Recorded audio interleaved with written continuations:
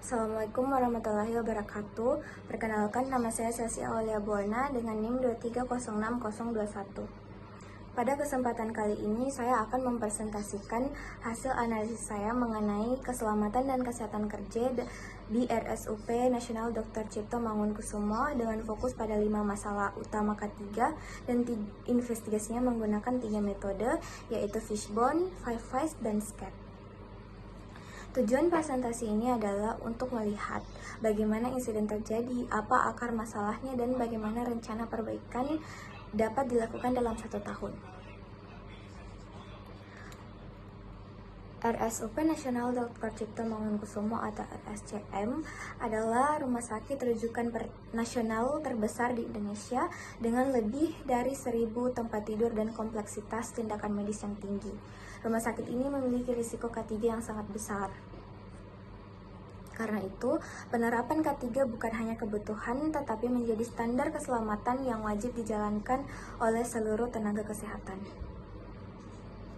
K3 di rumah sakit sangat berfungsi untuk melindungi tenaga kesehatan dari cedera, paparan bahan berbahaya, penyakit akibat kerja, hingga kelelahan kerja.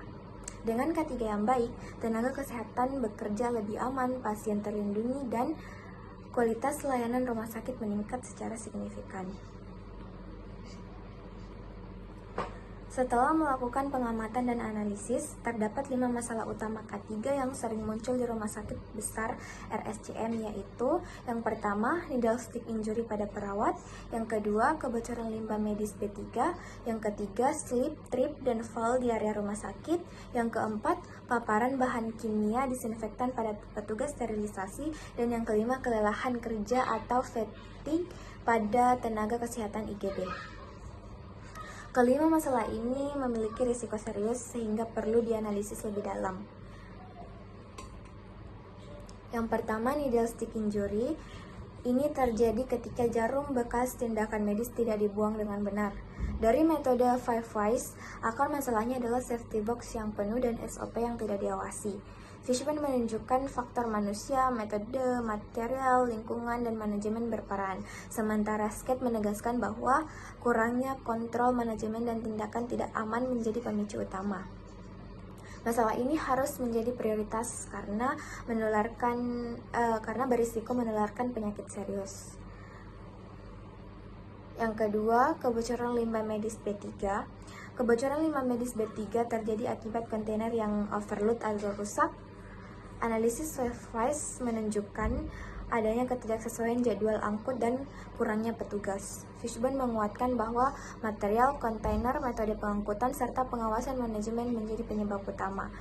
Ini berbahaya karena limbah B3 dapat mencemari lingkungan dan menyebabkan penyakit akibat paparan kimia maupun biologis.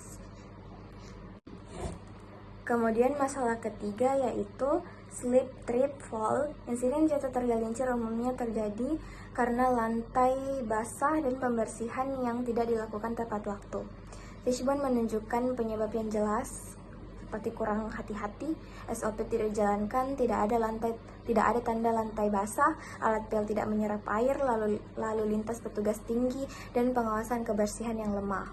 Dari SCAT, immediate case adalah lantai licin dan lack of controlnya adalah tidak adanya checklist kebersihan.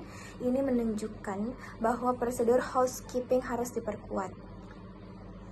Kemudian selanjutnya paparan bahan kimia disinfektan. Paparan bahaya kimia disinfektan sering terjadi di ruang sterilisasi. Akar masalah menurut Five Whys adalah ventilasi yang rusak dan APD yang tidak memadai. Fishbone memperlihatkan kontribusi faktor manusia yang tidak memakai APD lengkap, lingkungan tertutup, dan SOP yang tidak ditegakkan. SCAT menegaskan bahwa kurangnya monitoring dan stok APD menjadi penyebab melemahnya pengendalian paparan. Kemudian selanjutnya kelelahan tenaga IGD. Masalah kelelahan atau fatigue di IGD muncul karena beban kerja yang sangat tinggi. Dari Five Whys, akar masalahnya adalah kekurangan tenaga sehingga shift menjadi panjang dan evaluasi kebutuhan SDM tidak rutin. Fishbone menunjukkan faktor metode shift, ruang istirahat, dan padatnya lingkungan IGD, dan metode SCAPE memperlihatkan kurangnya kontrol manajemen dan pembagian kerja yang tidak seimbang menjadi penyebab utama.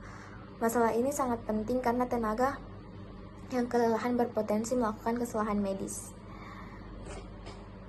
Kemudian selanjutnya yaitu POA atau Plan of Action, rencana perbaikan 1 tahun, atau disusun selama 1 tahun, dibagi menjadi 5 program utama atau bulan. Yang pertama, Januari sampai Maret, fokus pada penurunan needle stick injury melalui pelatihan injeksi aman, penambahan safety box, dan audit SOP.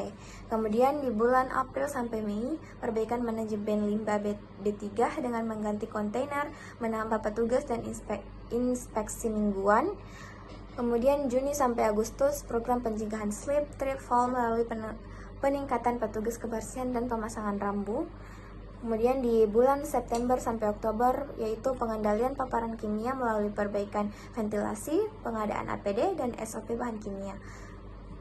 Bulan November sampai Desember, manajemen kelelahan IGD melalui penataan shift, penambahan tenaga kontrak, dan survei kelelahan berkala. POA ini disusun agar perbaikan K3 berjalan bertahap dan terukur. Dari analisis ini dapat disimpulkan bahwa K3 di rumah sakit terjadi bukan karena satu penyebab, tetapi karena kombinasi berbagai faktor seperti manusia, metode, peralatan, lingkungan, dan manajemen. Dengan investigasi menggunakan Fishbone, 5WAYS, dan SCAPE, kita dapat mengetahui akar masalah secara jelas dan menyusun strategi perbaikan yang tepat. Demikian presentasi saya. Terima kasih atas perhatian Bapak. Wassalamualaikum warahmatullahi wabarakatuh.